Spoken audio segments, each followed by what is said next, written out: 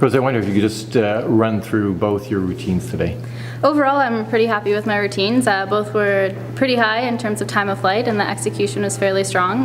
They were the routines that I planned to do today, and the first one was a bit shaky, but I was able to make up for it in the second. Any anxious moments at all during the optional routine?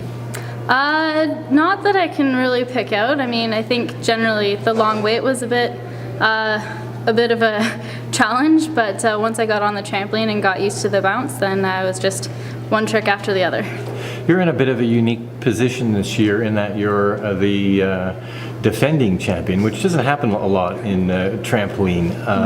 What was your strategy coming in here in terms of how much emphasis were you putting on trying to retain the World Championship title, and how much thinking more longer range towards the 2016 Olympics? Really my focus is on the long-term plan. Obviously we come here and we're prepared and we want to do well and perform our routines very well, but definitely looking ahead, and so working on some new routines that I'm hoping to pull out in the finals. We've heard about one of the new routines you're working on that will have the 3 triples in it. Could you tell us a bit about that? Well, exactly what you said. I'm hoping to do 3 triples at the beginning of my routine if I make the final, and a couple girls have done it before, but not too many, so I'm hoping to start getting used to that and competing it on the world stage. Now, have you ever done 3 triples in a competition? No, I haven't. Actually, this was the first time I'd done it on an above-ground trampoline in training yesterday, so it's definitely new, but it's been going well in training, and I'm going to stay focused and work towards that. And will that be a last-minute decision on the day of the final, if you're in the final? No, it won't be a last-minute decision. I'll definitely warm it up. Obviously, if it's not going well, we may have to adjust, but full focus on doing the 3 triples.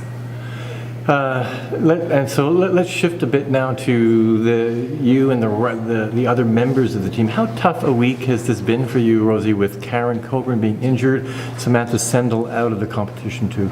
It's definitely been a bit of a mental challenge. We were really excited to have a full team. We're all very close, and we all support each other a lot. So it was a great time coming to Worlds, preparing for Worlds and training, and we were definitely upset about Karen's fall in the training session before competition, but we're trying to stay focused on what we're here to do and hopefully do her proud. Injuries, I mean, you've all experienced them. You've had them, and you've had something similar to what Samantha had a couple of years ago, I remember. As an athlete, what do you do when you're in that situation of dealing with injuries?